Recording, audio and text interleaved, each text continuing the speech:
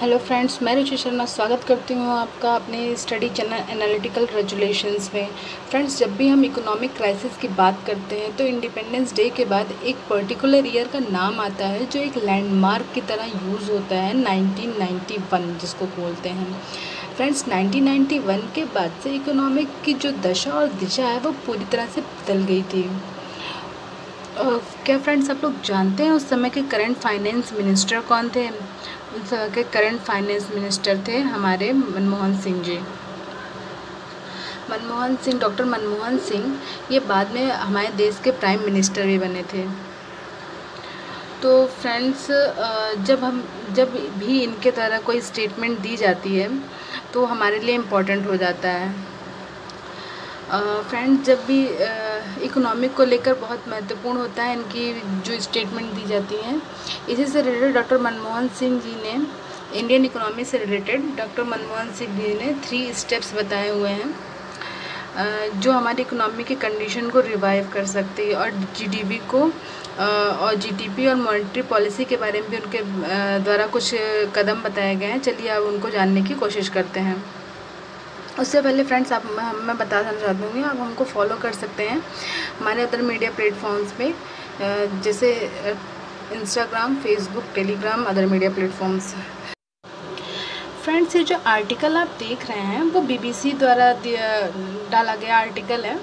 उसमें लिखा हुआ Manmohan Singh 3 steps to stem Indian economic crisis. Friends, आप लोग सोच रहे होंगे कि बीबीसी का आर्टिकल मैंने क्यों रखा हुआ है यहाँ पे। तो मैं बता दूँ कि डॉक्टर सिंह ने कोई प्रेस कॉन्फ्रेंस या इंटरव्यू के दौरान ये 3 स्टेप्स की बात नहीं की थी।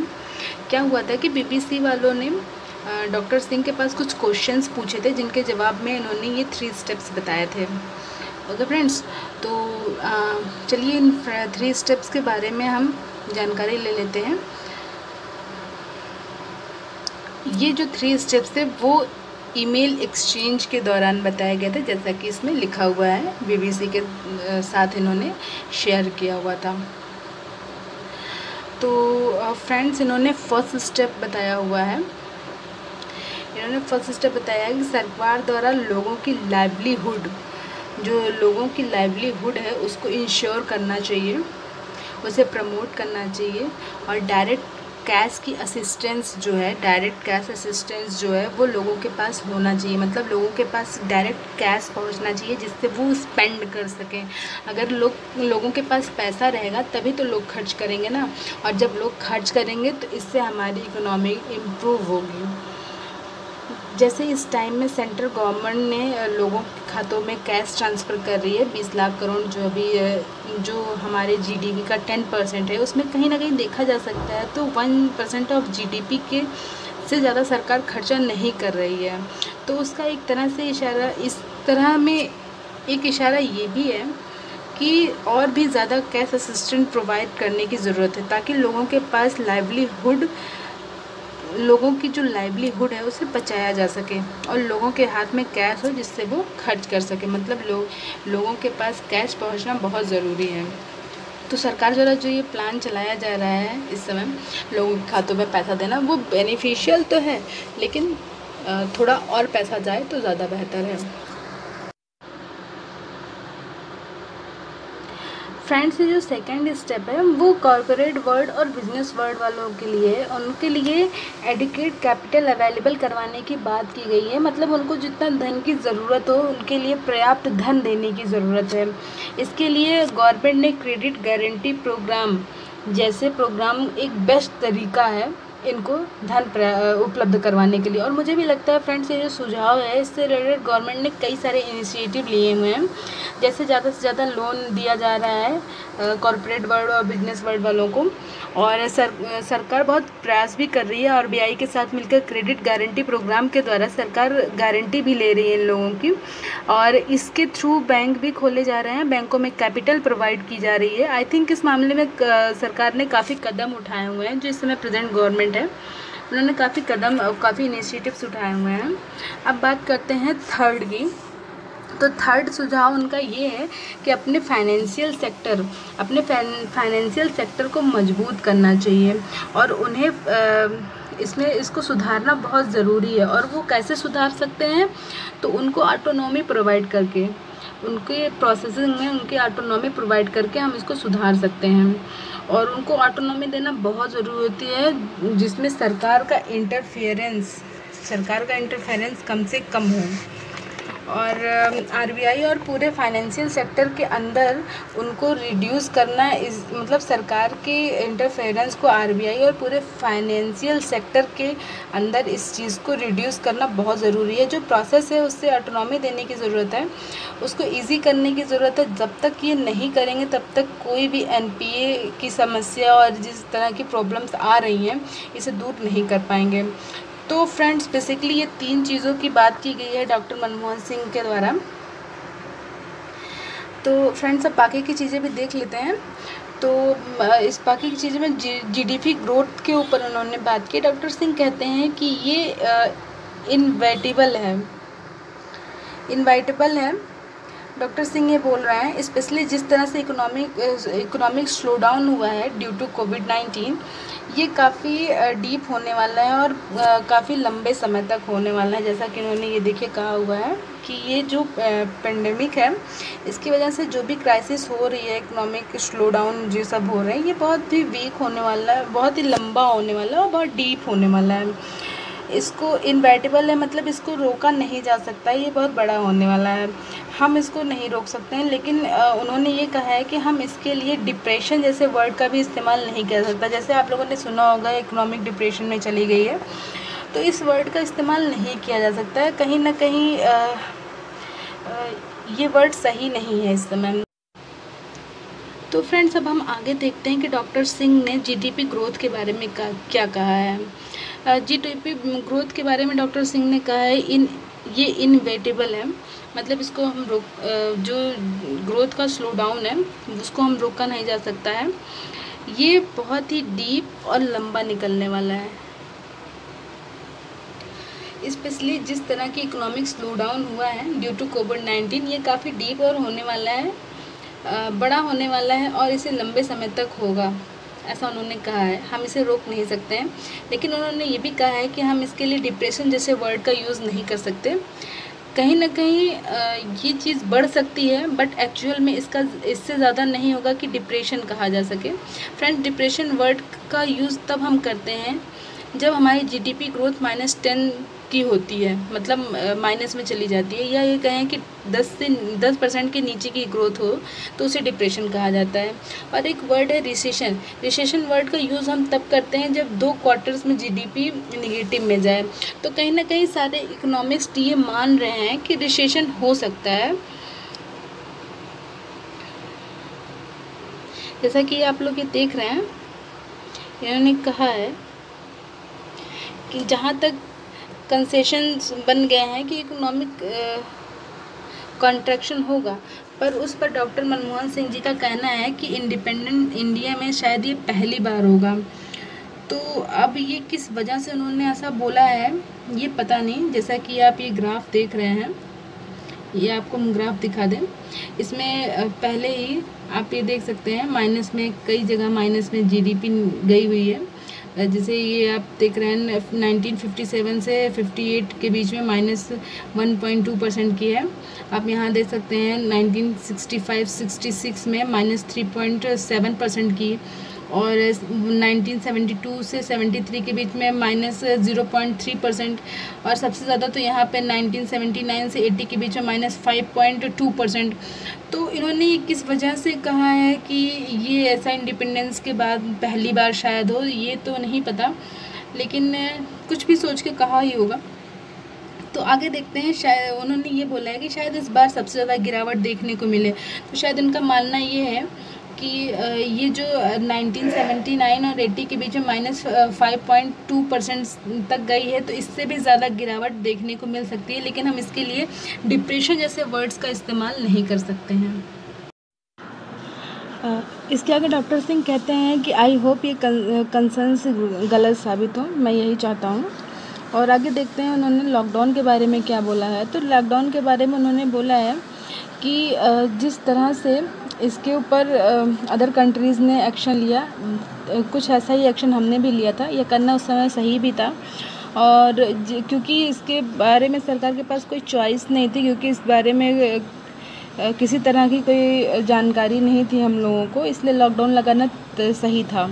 लेकिन जिस तरह से ये लॉकडाउन अचानक से घोषित किया गया, ये लोगों के ट्रेमेंडियस पेन का कारण बना। जिस तरीके से सडनली इसको अनाउंस किया गया, ये गलत था कहीं ना कहीं। और इस सडनली अनाउंसमेंट की वजह से माइग्रेंट वर्कर्स और मज़दूर तबके के जो लोग थे और जो छोटे मोटे जॉब्स और नौकरियां करते थे लोग इधर उधर, तो उनको बहुत ज़्यादा प्रॉब्लम हुई इन सब चीज़ों से। और अगर ये जो इस तरह के इन्होंने फैसले लिए सेंट्रल गवर्नमेंट ने, इससे इसको कहीं ना कहीं उन्होंने थॉटलेस और इनसेंसिटिव फैसला बताया हुआ है। और उन्होंने बोला है कि इस तरह की जो सिचुएशन क्रिएट हुई है, लोगों को इतना पेनफुल सिचुएशन देखना पड़ा, ये बहुत ही दुखद चीज़ है, दुखद बात है। उन्होंने बोला कि पब्लिक हेल्थ इमरजेंसीज़ जैसे इस तरह के हैं, तो उसको बेस्ट डील जो है वहाँ की लोकल गवर्नमेंट या लोकल एडमिनिस्ट्रेटर कर सकता था। लेकिन इन्होंने जिस तरह से सेंट्रल गवर्नमेंट ने एक सिंगल सल्यूशन दिया सारी पावर्स को अपने हाथ में लेके, ये एक सही तरीका नहीं था। उनको चाहिए था कि पब्लिक हेल्थ इमरजेंसीज़ में जो पावर हैं वो लोकल अथॉरिटी तक पहुँचे, ऐसा उनकी व्यवस्था करनी चाहिए थी। इससे अच्छा होता कि पावर स्टेट गवर्नमेंट और लोकल अथॉरिटीज़ को मिलती, तो ये सिचुएशन काफ़ी हद तक ख़त्म की जा सकती थी। जो सेंट्रल गवर्नमेंट ने बाद में किया, इन्होंने लोकल गवर्नमेंट और स्टेट गवर्नमेंट को पावर दी डिसीज़न मेकिंग की और एक्शन लेने की। ये काम उनको पहले ही कर लेना चाहिए था। देखते हैं फ्रेंड्स, उन्होंने बोरोइंग्स यानी खरीदारी के बारे में क्या बोला है। डॉक्टर सिंह ने कहा है हायर बोरोइंग इज इनवाइटेबल। इन्होंने कहा है कि ज़्यादा खरीद जो हम लोग कर रहे हैं वो इस समय ज़रूरी है और उसको टाला नहीं जा सकता है, हमको ऐसा करना ही है। While this is can impact India डेब्ट टू जीडीपी रेशियो, क्योंकि ऐसा करने से ये बात तो है कि ऐसा करने से हमारा फिजिकल डेफिसिट बहुत ज़्यादा हाई चला जाएगा। और जीडीपी रेशियो का जो उन्होंने बताया, डेब्ट टू जीडीपी रेशियो मतलब जीडीपी रेशियो बहुत ही माइनस में जाने की संभावना है, ऐसा कहना है उनका। लेकिन अगर हमारे लोगों की लाइफ्स और लाइवलीहुड्स को रिस्टोर करना है, इकोनॉमिक बूस्ट करना है, तो इस तरह की बोरोइंग अगर हमें करनी पड़े तो ये हमारे लिए बेनिफिशियल ही होगा, ये नुकसान नहीं होगा। और इस समय जैसे आप लोग जान रहे हो कि इन्होंने बोला है कि जीडीपी रेशियो जो है बहुत डेप्थ में चलेगा, तो इस समय जीडीपी रेशियो जो है 68% है और शायद ये और हाई चले जाए। ये 2019 का रेशियो है 68%, मे बी इस बार 80 to 85% आगे हाई चला जाए। तो अगर इससे लाइफ और लोगों की ज़िंदगियां और लाइवलीहुड बचा सकते हैं तो ऐसा करना सही होगा, ऐसा करना भी चाहिए। और जो भारत का रिकॉर्ड रहा है कि मल्टीलिटरल इंस्टीट्यूशन से बोरो करने का, जैसे वर्ल्ड बैंक है, IMF होगा, तो ये इम्पैक्टेबल है। हमने पैसे वापस भी लौटाए हैं, कभी डिफ़ॉल्टर नहीं किया। 1991 में भी बोरिंग करने के बाद ही इस तरह से पैसे हम लोगों ने वापस किए थे। और फ्रेंड्स, जो हम लोग ये बोरोइंग कर रहे हैं मल्टीलेटरल इंस्टीट्यूशन से, इसको हम एक वीकनेस के साइन की तरह से हमको नहीं देखना चाहिए, ये बहुत ज़रूरी है इस समय। ये ऐसा डॉक्टर सिंह ने कहा है। आगे देखते हैं इन्होंने प्रिंटिंग ऑफ मनी के बारे में क्या बोला हुआ है। तो इन्होंने प्रिंटिंग ऑफ मनी को बोला हुआ है, इसको इसको हम मोनेटाइजेशन भी बोलते हैं। आपने डीमोनेटाइजेशन का नाम सुना होगा। डीमोनेटाइजेशन में क्या होता था कि आप मनी को ख़त्म कर रहे हो, ठीक है, तो उसको डीमोनेटाइजेशन कहते हैं। जब मनी को प्रिंट करते हैं या मनी क्रिएट करते हैं तो उसको मोनेटाइजेशन बोलते हैं। मोनेटाइजेशन फ्रेंड दो तरीके के होते हैं, एक डायरेक्ट मोनेटाइजेशन होता है, एक इनडायरेक्ट मोनेटाइजेशन होता है। तो आपको मैं बताती हूँ इनडायरेक्ट मोनेटाइजेशन होता क्या है। इनडायरेक्ट मोनेटाइजेशन ये होता है, जैसे जब गवर्नमेंट होती है वो RBI से पैसा लेती है तो उसको वापस करना होता है, तो उसको बोलते हैं इनडायरेक्ट मोनेटाइजेशन। लेकिन जब गवर्नमेंट RBI आपको ऑर्डर देती है कि मुझे इतने पैसे की ज़रूरत है, जैसे कुछ लाख करोड़ों की ज़रूरत है हमको, तो आरबीआई को बोलती है कि आप इसको मुझे क्रिएट करके दो, चाहे डिजिटली क्रिएट करो चाहे फिज़िकली क्रिएट करो, लेकिन आप क्रिएट करके मुझे दो। और ये पैसा वो वापस नहीं करती है, तो इसको बोलते हैं डायरेक्ट मोनेटाइजेशन। तो फ्रेंड्स, मैं डॉक्टर सिंह ने बोला है कि 1990s से पहले हम लोग डायरेक्ट मोनेटाइजेशन की नीति अपनाते थे। तो यहाँ पे उन्होंने, लेकिन फ्रेंड्स हमें पता है कि आगे चलकर FRPM एक्ट आया, जिसके थ्रू हम लोगों ने फिजिकल डिसिप्लिन किया, जैसे कि लिमिटेड एक्सपेंडिचर को डिसिप्लिन किया। डॉक्टर सिंह का कहना है कि प्रिंटिंग ऑफ मनी एकदम लास्ट ऑप्शन होना चाहिए किसी भी इकोनॉमी के लिए, जब कोई किसी तरह का कोई रास्ता ना बचा हो। जैसे बोरोइंग के बाद हमारे पास उसके बाद भी चीज़ें ख़त्म सही ना हो रही हों, चीज़ें वैसी की वैसी रह गई हों, तो एक लास्ट ऑप्शन बचता है प्रिंटिंग ऑफ मनी, कि लोगों के पास पैसे पहुँचे और लीकेज बनी रहे पैसे की, तो वो एक लास्ट ऑप्शन होना चाहिए, ये फर्स्ट ऑप्शन नहीं होना चाहिए। एक और आंसर में उन्होंने दिया है इंडिया के प्रोटेक्शनिस्ट पॉलिसी के बारे में। इन्होंने प्रोटेक्शनिस्ट पॉलिसी के बारे में ये बोला, जैसा कि आप लोग देख रहे हैं सरकार लगातार बहुत ज़्यादा इम्पोर्ट ड्यूटीज़ बढ़ा दे रही है, तो ये सही है या गलत है? इस तरह की कोई पॉलिसी जो बनती है उसको कहते हैं प्रोटेक्शनिस्ट पॉलिसी। तो कहीं ना कहीं इनका जो मानना है डॉक्टर सिंह का, ये इससे कहीं डिफ़र है। उनका कहना है कि 2-3 दशक में भारत की जो भी ग्रोथ हुई है उसका मेन रीज़न ये रहा है कि हमने अपनी इकोनॉमी को ओपन रखा हुआ है। इससे हर सेक्शन ऑफ सोसाइटी को काफ़ी गेन देखने को मिला है। 3 करोड़ से ज़्यादा लोगों को हमने एक्सट्रीम पॉवर्टी से बाहर लाया हुआ है। तो इसका एक सबसे बड़ा कारण ये है हमारी ट्रेड पॉलिसी, जिसको हमने रिलैक्स किया है, इसका सबसे बड़ा कारण ये था। तो डॉक्टर सिंह आगे कहते हैं कि सरकार को ऐसी पॉलिसी जो अपना रही है वो कहीं ना कहीं गलत है। अब बात करते हैं आरबीआई स्टेप्स की। जो स्टेप्स आरबीआई ले रहे हैं वो सही है या गलत, उसकी बात करते हैं। तो देखते हैं इसके बारे में उनका क्या कहना है। उनका कहना है कि इससे पहले जो भी इकोनॉमिक क्राइसिस हुई है उसमें आप देखेंगे इकोनॉमिस्ट के पास एक रूल्स होते थे, सेट ऑफ रूल्स होते थे, जिसके थ्रू इकोनॉमी को संभाला जाता था। और जैसे मान लीजिए पहले रुपए की लीकेज कम हो गई तो उसको रिलीज़ कर दिया जाता था, जिससे चीज़ें नॉर्मल हो जाती थी। लेकिन फ्रेंड्स, ये हेल्थ क्राइसिस है और उसकी वजह से कहीं ना कहीं जो इकोनॉमिक क्राइसिस हुई है, इससे जो उनके पास रूल्स बचते हैं वो प्रॉपर वर्क नहीं कर पा रहे हैं, क्योंकि लोगों की एक्सपेंडिचर और बाकी सब चीज़ें स्लो डाउन हुई हैं, लोग कहीं ना कहीं अपने घरों में रुक गए हैं।